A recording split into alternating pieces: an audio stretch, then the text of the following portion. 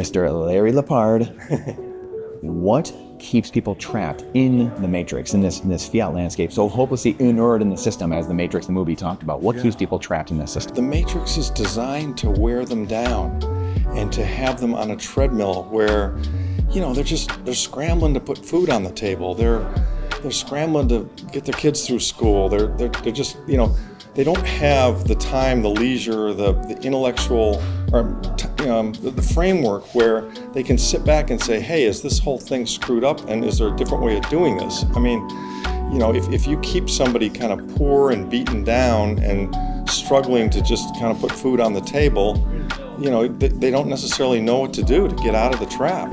And, they may be hurting, and they may react to that hurt politically and say, I'm going to join this party and try and hurt that party, But those things aren't really the core issue. The core issue, as we all know, is that the money's broken. Yes. But that's relatively subtle and sophisticated, and the powers that be would never say the money's broken, and they say it's a perfectly good system and it's very fair, and if you're not doing well, it's your own problem.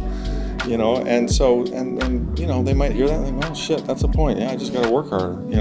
So I guess probably the biggest thing in my view that keeps people in is kind of the form of debt slavery that we've got everybody in, and it goes to everything. It goes to their food. So they eat bad food, they get sick, they don't work out.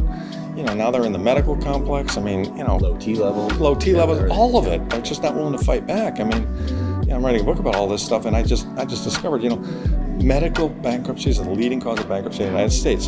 500,000 people every year file bankruptcy over medical expenses, right?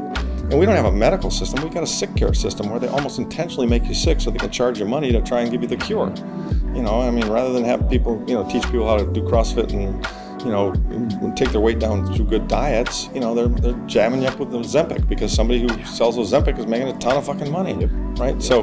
So I think it's just sadly, they've done as opposition, they've done a very good job of putting us all in a very bad place, or putting a lot of people in a very bad place, and from that bad place, the people can't see the exit to the trap they're in. And there is an exit, but they don't, they don't have the time, the energy, the knowledge, whatever, to pursue the exit, and that's kind of the problem. And then finally, being a playable character, someone who can critically think in a sea of non-playable characters, what does that mean to you? Being a playable character is?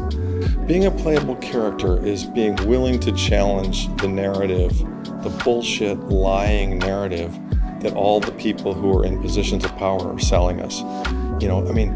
It's really Orwellian what's going on. We are literally being lied to about absolutely everything. And once you, it is like the Matrix. Once you wake up to that, it's kind of like, holy shit. I've been told lies about my food. I've been told lies about my government.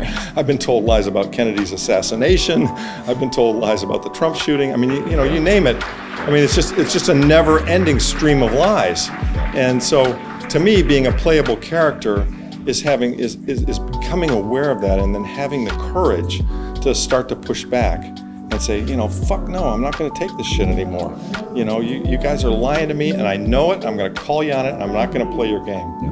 So that's a playable character in my view. Yeah.